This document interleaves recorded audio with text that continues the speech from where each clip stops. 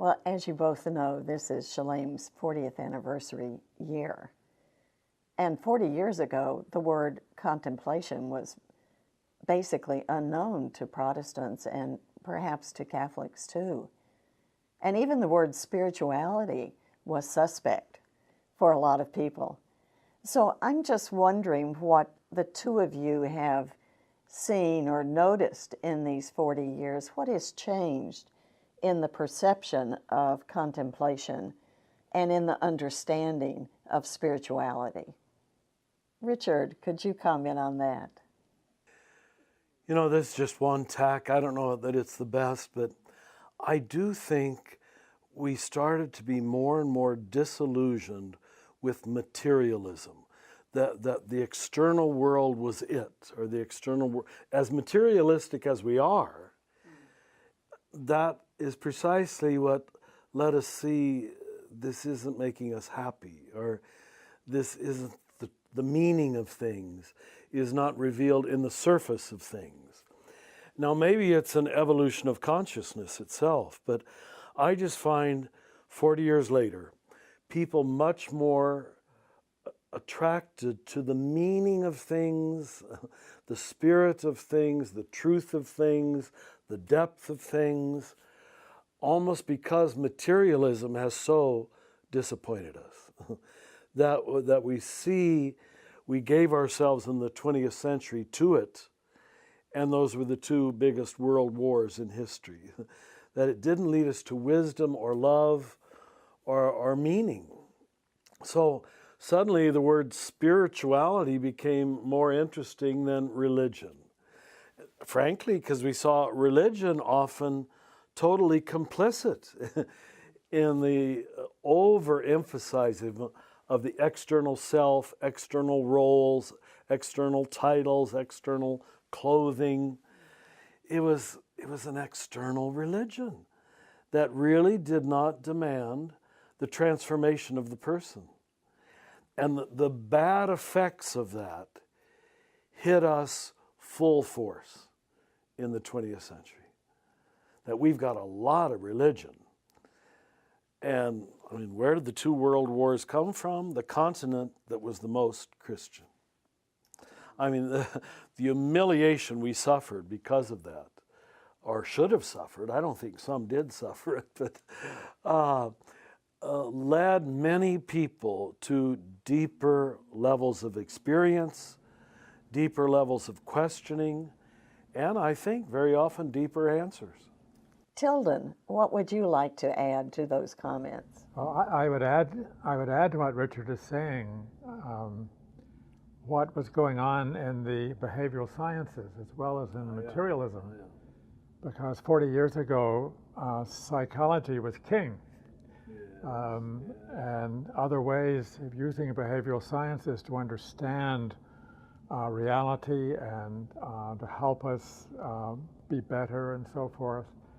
Particularly a lot of psychologists, I think, and later psychiatrists began to sense the limitation of what they had to offer in understanding the deepest part of our being and in understanding what helps our transformation into our truer, fuller self.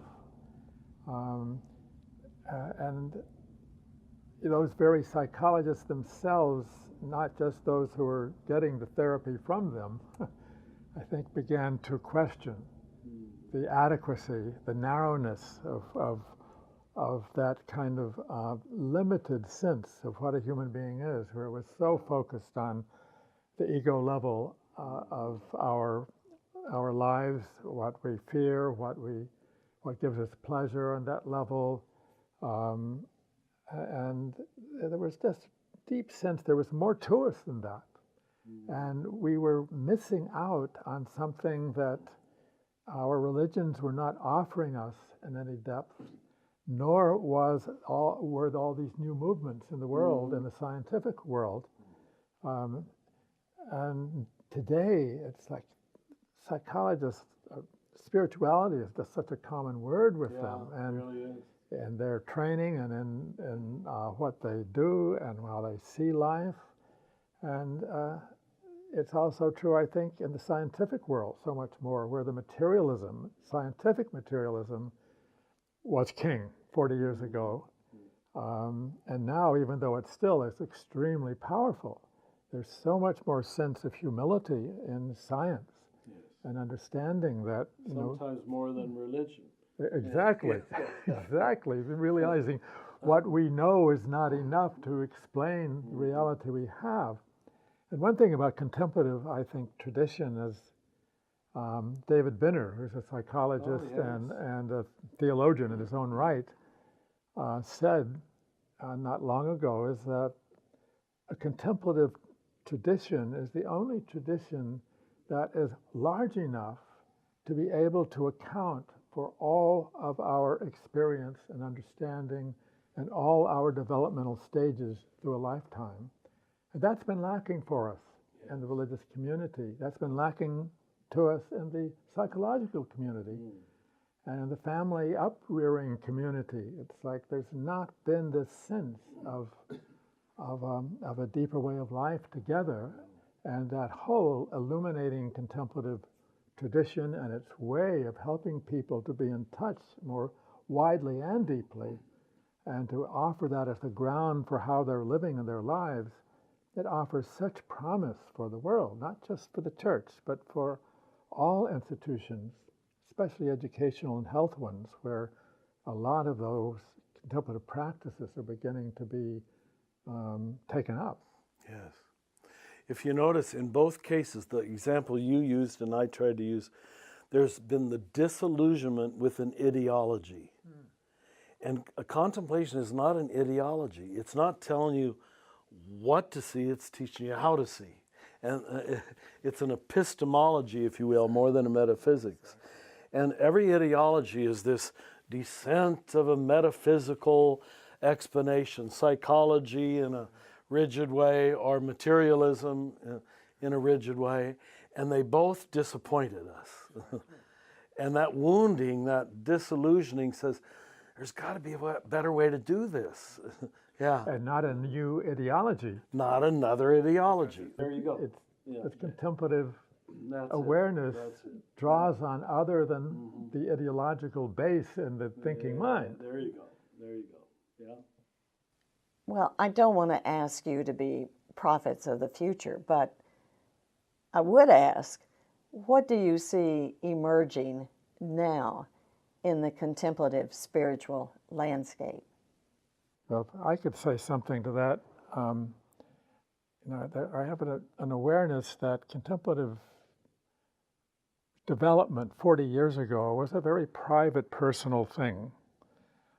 It's what I want for myself and my own evolution and development. And I think one change that's come, and one deeper hunger, and one promise for the future, is that today there's much more of a communal sense of what a contemplative awareness can offer the world, where we're not just dealing with our individual consciousness, we're dealing with what can ground a business meeting, in a church or in a corporation, what can ground the way something is being taught in a classroom that takes into account this deeper connection for what is being talked about, whatever the subject. It provides social activists with a ground that allows them to sustain their activity and to do it in a way that's inclusive of those they're often fighting against, because that contemplative consciousness always has a way of including everything, as Richard says in one of his books, where everything belongs, where there's no exclusion of anything that's real, and there's no fear of it, because it's all existing within this larger relational context of God. Just building on that, I think it's going to make sense to more people because it's being affirmed by other sciences than theology. and in fact, sometimes affirming it even stronger and giving us a different language for it. So we don't have to use, words like redemption, salvation. I would say most of our world, when they hear those words, without realizing it, blank out. They don't even hear them anymore. Whereas when you can talk about loss and renewal, or the movement from liquid to solid to vapor, and really describe some of the same transformations, and that they're taking place in the entire universe. It's the nature of things. I just find a lot of educated people that I talk to today are more open to the search for truth and spirituality than people with too much religious conditioning. Too much religious conditioning, you close down on all, there's no journey to take. It's already solved. The language is in place, the understanding is in place. And so I would like to believe, the world of biology, the world of physics, those two especially, they're all giving us categories for understanding the nature of things, the nature of reality, the nature of the universe. And in many ways, they've learned a contemplative mind. They call it hypothetical thinking, perhaps, or theorems, or hypotheses, But it allows them to keep their mind open, and I find they will stay with me in an hour lecture about spirituality because they're seeing the overlaps. They say, my gosh, this is the same thing I'm doing in the office. This is the same thing I'm doing in the laboratory. So I would like to believe that our audience is going to broaden. And as you've heard me say in other contexts, people have been attracted to religion in the last centuries have been, in my opinion, that's all it is, but in great part people who have a mania for order. And they love order. And they choose a religion as a way to give their life and the world order. And God obliges and gives them a certain degree of order. But once you become a little more comfortable with ambiguity and disorder, which is what contemplation teaches you, your chances of reaching the real world are widely expanded. Wow. Well, let me ask, if you could just say in a few words, all right? Like, we're pulling the jewel from the lotus here. What's the crystal point of what would you say that contemplative practice brings to the world today? Well, real quickly, I'd say it untrains us in the reactive response, which is almost always a narcissistic response. Almost always. How can it not be? It untrains us in a obsessive compulsive response, which now the study of neurons is telling us most responses are. They're repetitive and compulsive. They're habitual, they're practiced. So when you stop practicing them, as you both know, you stop habituating them, you open up the field. That's on a very physiological basis what we're doing. That changes everything. Tilden, would you comment on that? Certainly would agree with what Richard has said. Just to word it maybe a little differently, that the practice allows you to drop beneath those reactive places that come from an identification with your separate ego sense of self and with your mind's capacity to think. It draws you toward a deeper place of awareness in you, awareness of reality as it is, where you touch into what you experience as much more your real self and your real home. And it's a place that's not just your private self and home, but it's one that belongs, it belongs to God. It belongs in connection to the whole creation and you no longer see yourself acting day by day as just this separate, independent self trying to fragilely protect what you have and to get something more, but you're functioning from a much freer, deeper, clearer place in you that allows the world, I think, to become a different place. So I think that we are so habituated in our culture and in our ways of responding that I feel like one of the disciples talking to Jesus saying, well, who then can be saved? What does it take? What does it take? What kind of support is needed by individuals in order to stay open and undefended and vulnerable and risk-taking?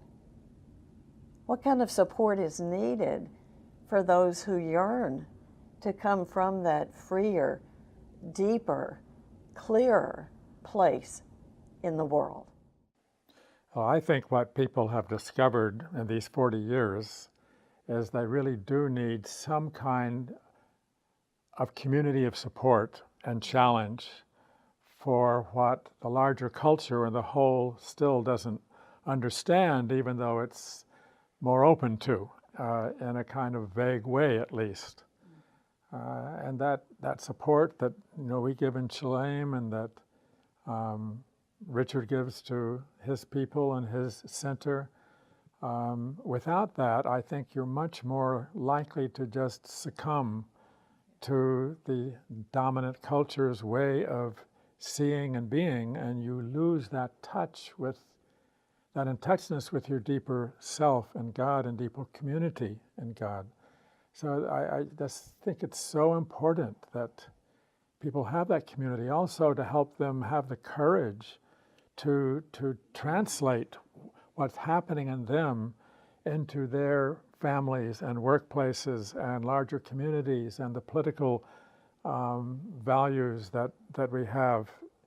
And that's that the kind of communal practices where we're with people who in effect tell us we're not crazy, but we are in touch, really in touch with something that we need to trust and to keep evolving, but without a sense of the frustration of feeling that, oh, I really can't get all the way to the top.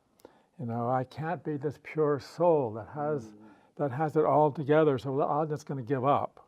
Yeah. And instead, the need to help people to accept that there is enough wherever they are. There's enough grace for this moment, and there's enough capacity to be in touch with this deep ground that's always with you, that's never somewhere else, that's always right in this present moment. You're doing people a favor, and only building on what you're saying. If you can tell them ahead of time that this is an exercise in failure, and what I mean, it's practicing failing every day. If you have the goal success, you'll give up real quickly. Now, this failure, however, serves a very important function. That, I can see why some of the Desert Fathers just ended with, Lord have mercy, Christ have mercy, Lord have mercy. Seeing your incapacity reminds you of your obsessiveness, your compulsiveness, your pettiness, and therefore keeps you motivated in letting go of it, because you realize what a small world it is that I go back to. Like as the scriptures would say, a dog going back to its vomit. Why do I do this? Really, my daily practice is a daily humiliation. And yet, paradoxically, that humiliation serves a function of making me go back again, because I don't know how to do it. Do you understand? Or I haven't done it right yet, whatever right is. It keeps me properly humble to keep, the doors of perception open, because I know how quickly I close them. Yeah. So if you tell people that, I find that goal-oriented Americans can stay with it longer because they don't immediately think, oh, I'm a failure. No, you're not a failure. You're doing it right, actually. You're doing it right. Well, it's sort of like falling upwards or falling backwards. We really have to re-language this piece and re-language our understanding of what's happening. So thank you both.